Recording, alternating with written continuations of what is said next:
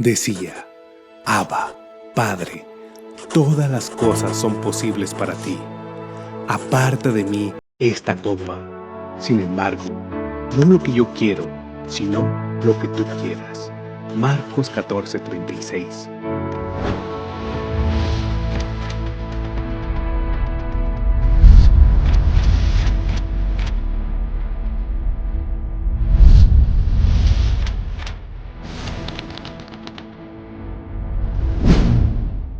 Qué bueno que están con nosotros aquí en un nuevo estudio de la Escuela Sabática Universitaria.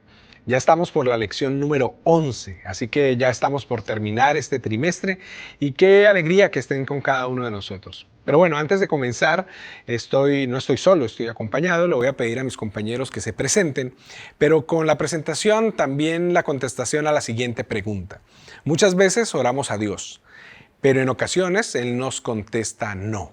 ¿Qué pasa cuando ocurre esa contestación? Hola, mi nombre es Ana María Tello y con respecto a la respuesta de esta pregunta, pues me entristece realmente porque no entiendo cuál es la respuesta de Dios, pero confío en que tiene mejores cosas para mí. Hola, ¿cómo están? Mi nombre es Nelson Díaz y la realidad es que a veces pueden pasar días, semanas en las que me siento abrumado, enojado y a veces frustrado. Pero gracias a Dios, tarde que temprano entiendo que pues si Dios dice que no es porque Él lo sabe.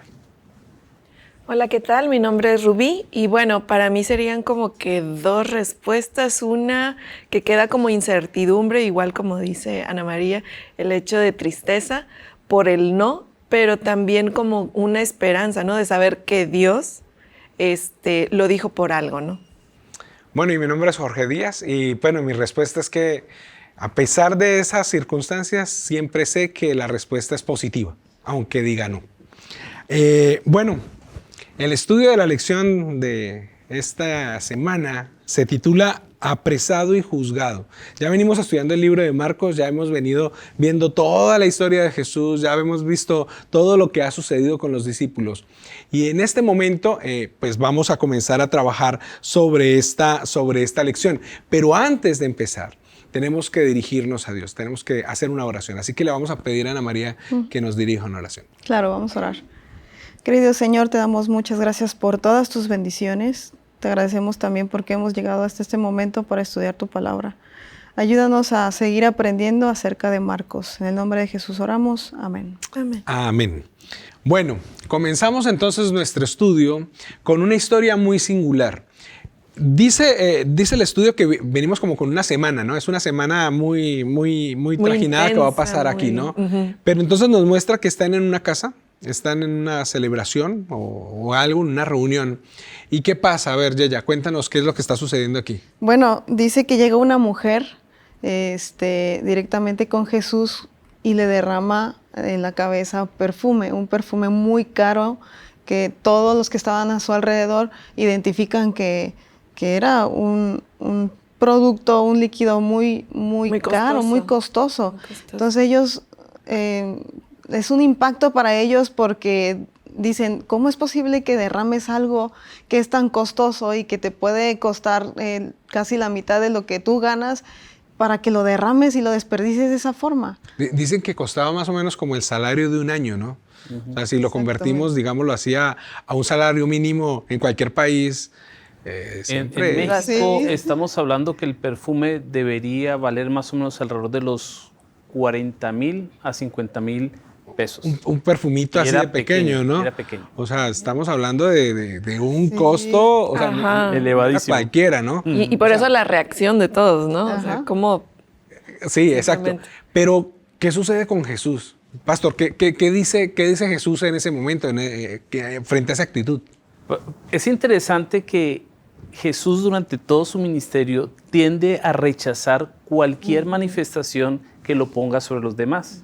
En varias ocasiones lo estudiamos cuando él hacía algo, decía, ¿sabes qué? Quédate calladito. Pero en esta semana él empieza a permitir ciertas cosas que no hubiera permitido antes. Como por decir, cuando iba en el burrito, que la entrada, Hosana, Jesús se deja. Sí. Y aquí nuevamente manda una señal cuando dice, ¿saben qué? No, déjenla. Sí. Nuevamente para recordarle a sus discípulos de que algo importante va a pasar, porque él menciona luego que lo está preparando ¿para qué? Para el momento de su muerte. Exacto, es muy interesante cómo Jesús entonces desde ese momento comienza a describir lo que va a suceder, ¿no? Probablemente, bueno, el texto no dice el nombre de esta mujer, ¿no?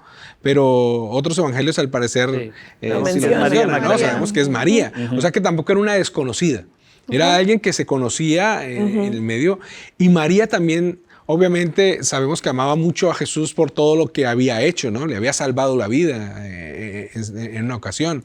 Así que María estaba demostrando, digamos, el amor que tenía para Jesús, y Jesús lo que estaba era demostrando, sin que ella lo supiera, pues era un ungimiento, ¿no? Frente a lo Una que iba a preparación. suceder. Ajá, Esa preparación. preparación, exactamente. Muy bien. Y entonces ahí también se desarrolla algo paralelamente. ¿Y qué es? Que también sucede con uno de los discípulos. Judas decide ir a la presencia de los sacerdotes y decirle que sí iba a traicionar a Jesús, ¿no? Bueno, una de las cosas que siempre hace Marcos, ¿no? Es como mostrarnos dos historias paralelas, ¿no? Ellos le llaman aquí en la lección la historia sándwich, ¿no? Pero sí nos muestra esas historias paralelas. Y entonces Judas decide ir donde estas personas a hacer eso, ¿no? ¿Qué piensan? ¿Cómo ven eso? Pues para ellos fue una alegría, ¿no? Ya estaban por culminar su plan que tenían desde hace entonces. Para los ¿no? fariseos, claro, estamos hablando. Los fariseos, sí. Y pues yo creo que Judas tenía sus luchas, creo yo. Y creo que sus luchas lo llevaron a hacer cosas que no haríamos o no quisiéramos hacer, ¿no? Pero sus luchas no lo dejaron ver más allá. Déjenme compartir un elemento interesante de esa historia, porque es la contraposición de perspectivas. Judas es uno de los que recrimina, y en su mente él dijo, ¡ay! Y Jesús le llamó la atención y Judas entendió que la reprensión era para él.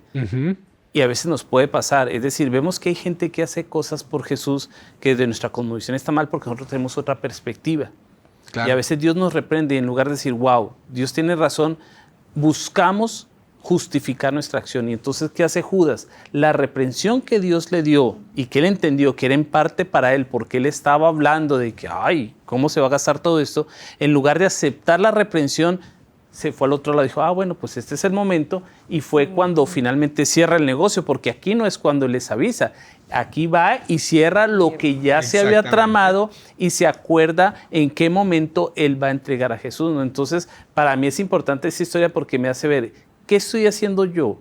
¿Yo soy como María que está dispuesta a dar todo lo que tiene por Cristo, o soy de aquellos que están juzgando lo que los demás hacen para decir, uy, no, este lo hizo mal? Claro, porque nosotros no tenemos esa forma de hacer las cosas, ¿no? Exactamente. Entonces es interesante. Para mí es contrastante. Un contraste que existe ahí. Bueno, y entonces de ahí pasa eso y vamos entonces a algo que se llama la última cena. Y Jesús llama a dos discípulos para que vayan a un lugar y vayan y hagan preparación para esa cena donde se van a encontrar con todos los discípulos, ¿verdad? Pero déjenme, porque el tiempo nos está tomando por sorpresa, está muy corto. Vamos a hablar un poco acerca de esto en el próximo segmento, pero voy a dejarlos a ustedes con la pregunta que queremos hacerle a las personas del Vox Populi. Si usted está viéndonos por YouTube, por ejemplo, y quiere hacer sus comentarios, puede dejarlos ahí por mensaje. Y la pregunta es la siguiente: ¿qué palabras de esperanza le dirigirías a alguien que, aún queriendo seguir a Jesús, fracasa a veces en su intención? Que no pierda la esperanza, que Dios siempre tiene un plan mejor para todo aquel que decida seguirle. Yo le diría, ora, porque sin duda es parte del proceso equivocarse, pero solo con Dios podemos seguir adelante. Pues no te rindas, porque Dios no es como los humanos, las personas. Entonces Él es tu amigo, tu padre, te entiende, te espera, no se aleja de ti. Y pues solo síguelo intentando y velo desde una perspectiva que Él es alguien superior a ti y a todo lo que conoces y te ama.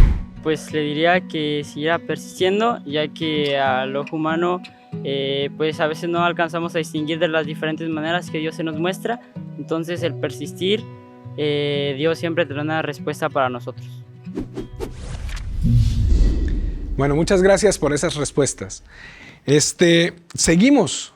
Estamos en la cena y entonces Jesús está reunido con todos sus discípulos. Y allí, interesantemente, Él les dice, y por primera vez se enteran que uno de ellos los va a traicionar. ¿Y qué pasó allí, Rubí? ¿Cuál fue la reacción de los discípulos? Pues fue asombro, porque ninguno estaba de que, bueno, lo vamos a traicionar, sino más bien lo seguimos a él, ¿no? Pero entran como en una tristeza, ¿no? Sí. Entran como sí, que sí. Les parece algo extraño también lo que está sucediendo. Y ahí también podemos decir que Jesús, pues obviamente comienza a hacer lo de este es mi cuerpo, toda esa simbología que luego hoy en día pues nosotros pues, realizamos y tenemos, ¿no? Y también pasa algo con Pedro, pastor. ¿Qué sucede con Pedro?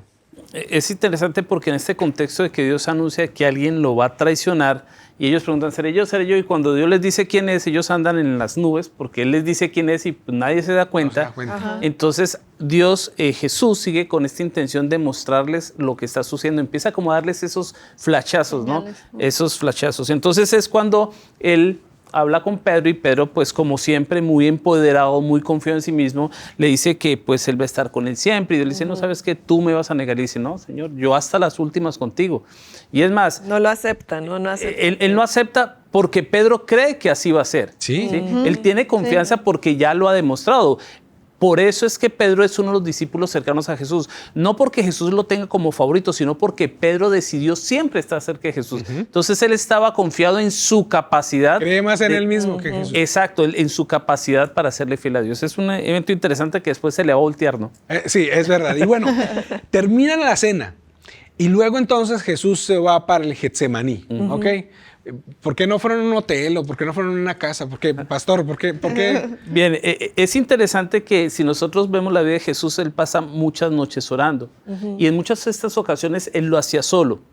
Pero Jesús, que Él sí sabía, Él conocía los eventos que iban a venir, Él se lleva a sus discípulos porque Él necesitaba la compañía de ellos. Entonces, no fue incidental. Era común de que fueran, ellos quizás descansaban mientras Jesús oraba.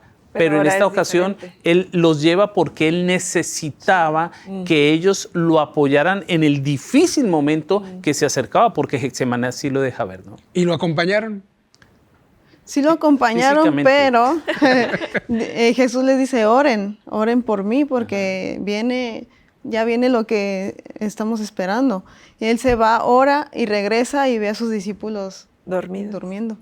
Y entonces dice, los despierta y le dice, oigan, por favor, oren, estoy desesperada. Bueno, era una desesperación de él, claro. ¿No? Esperaba que sus propios discípulos también estuvieran en el mismo plano que él, pero su humanidad, el cansancio, pues los lleva a no estar en armonía con lo que estaba pasando con Jesús y pues... una segunda vez va, ora y los vuelve a encontrar dormidos y dice, no, ya, llegó el día, llegó la hora y esto tiene que suceder, ¿no? Es increíble cómo Jesús también en estas circunstancias muestra su humanidad, ¿no?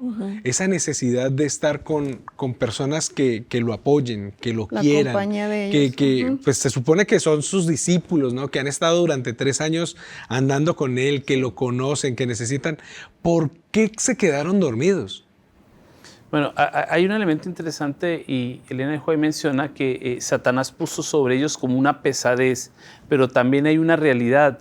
Y vamos a ver en estas últimas lecciones de que ellos no sabían, no habían captado el propósito del ministerio de Cristo, entonces ellos no estaban apercibidos de lo que iba a pasar. ¿Qué es lo que nos pasa a nosotros? Nosotros podemos estar en la iglesia, podemos conocer la Biblia, pero si no somos conscientes del momento en que vivamos, aunque estamos conectados con Dios, puede ser que entremos en este momento donde, sí, va a pasar, pero eso quién sabe cuándo pasa, y entonces ellos no estaban preocupados porque no pensaban lo que iba a suceder. Entonces lo tomaron como cualquier otra vez que vamos a orar por Jesús, pero realmente Jesús, que estaba enfocado y estaba consciente de lo que venía, era el único que aparentemente no, estaba listo y estaba preparándose para lo que venía, ¿no? Y entonces Jesús va la tercera vez y los encuentra otra vez dormidos y ya los levanta y les dice, ok, ya llegó la hora, ya Ajá. ni modo, ya ustedes ya no pudieron, ya descansaron y llegan por Jesús.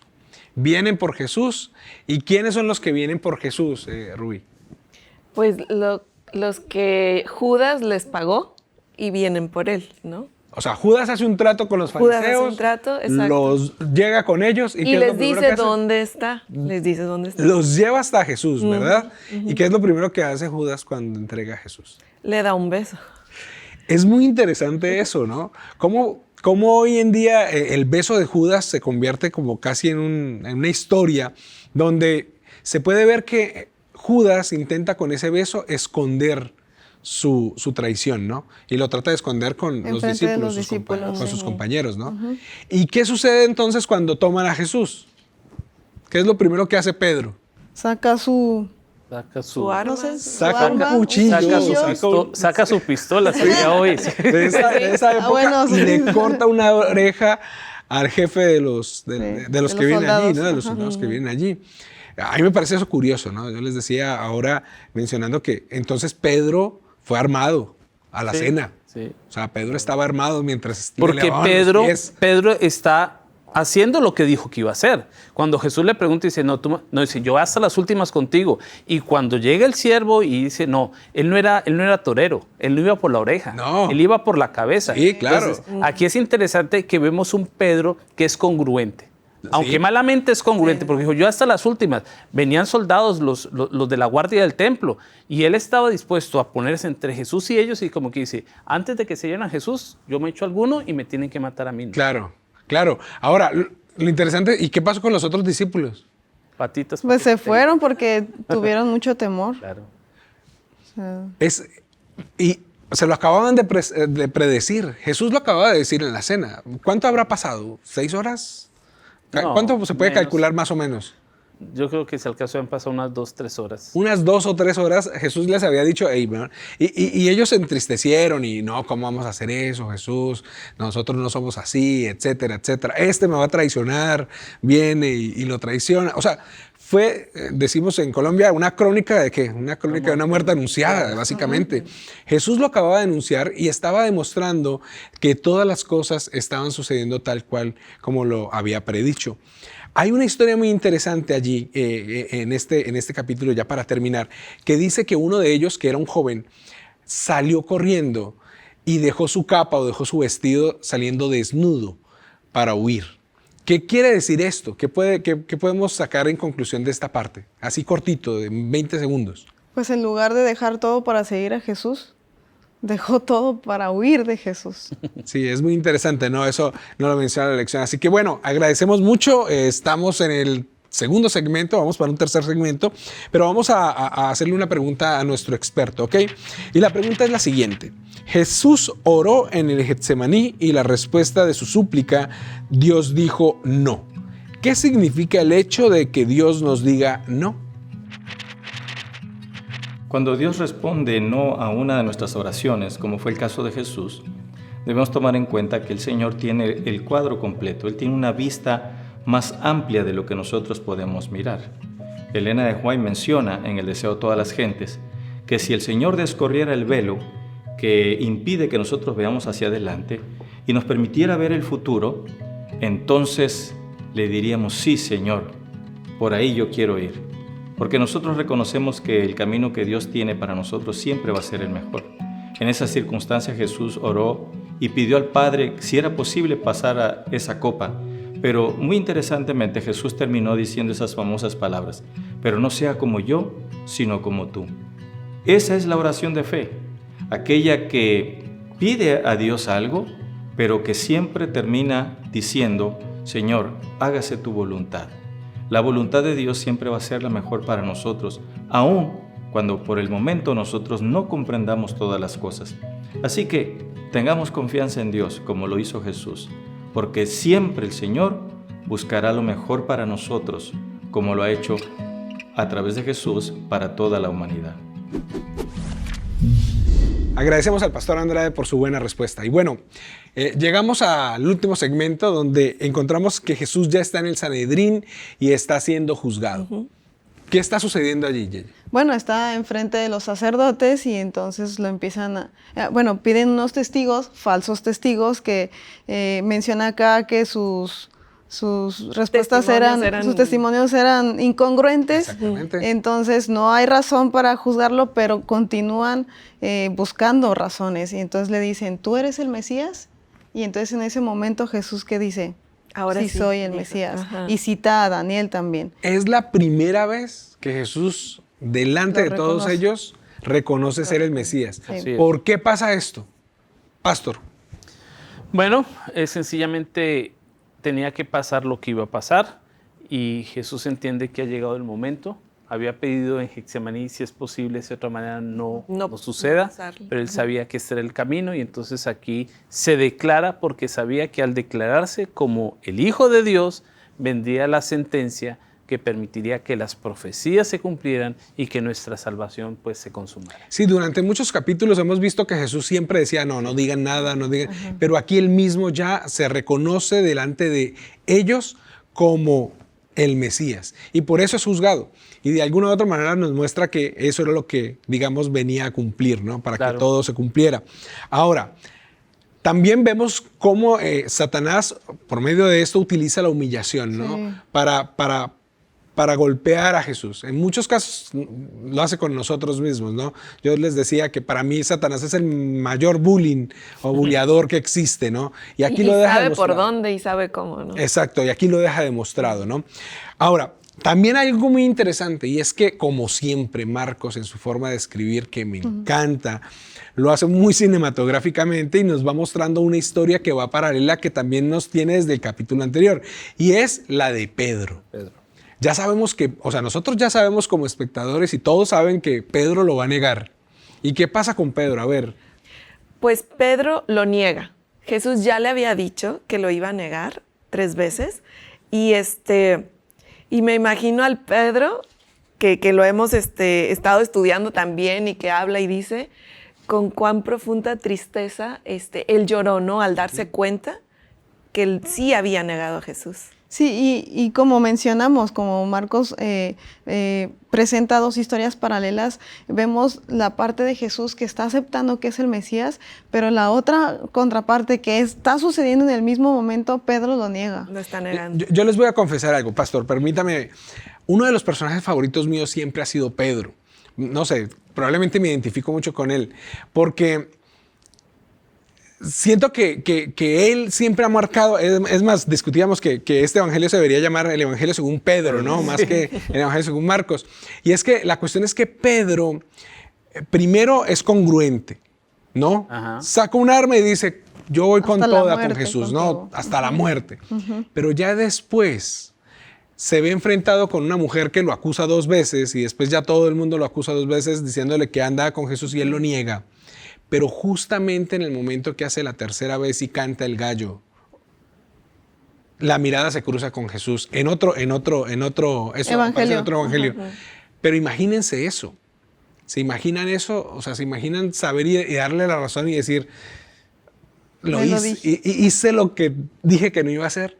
Yo creo que eso debe ser muy duro. Y aparte me lo en la vida. dijiste. Exacto. Yo creo que eso debe ser muy duro. Algo que me gusta que estás mencionando de Pedro es que tenemos que entender a Pedro, ¿no? Pedro es un hombre de acción.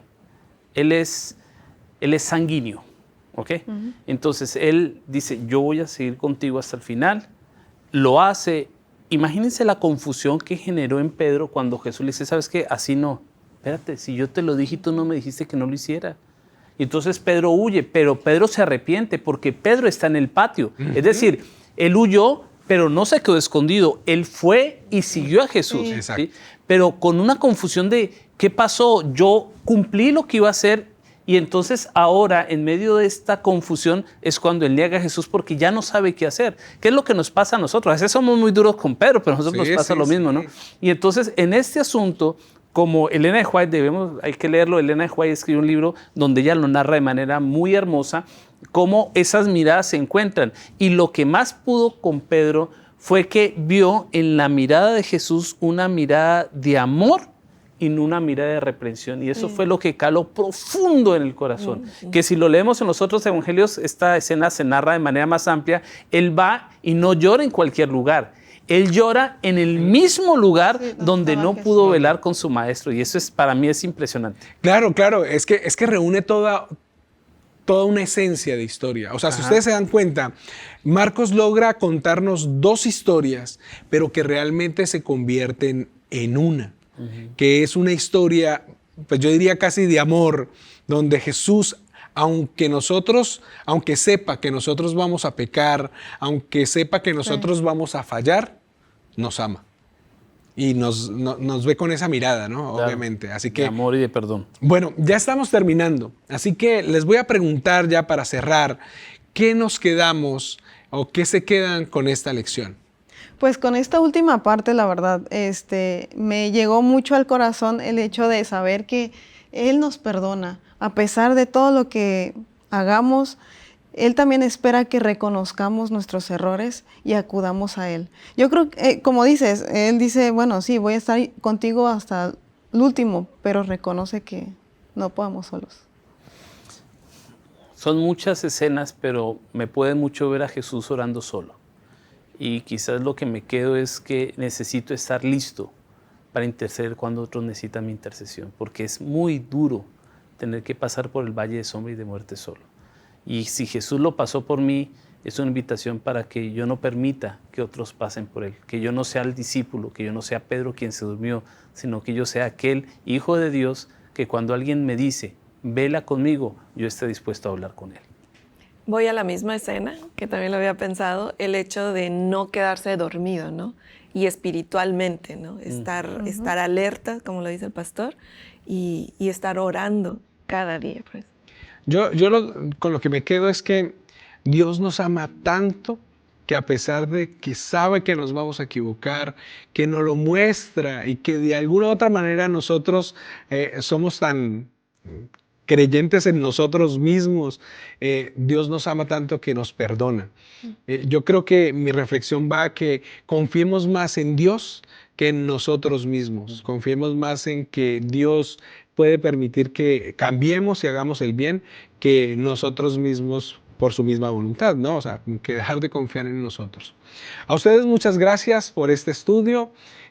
Queremos que ustedes sigan estudiando. Esperamos verlos en unos nuevos capítulos. Así que damos gracias por habernos acompañado en este estudio de la Escuela Sabática Universitaria.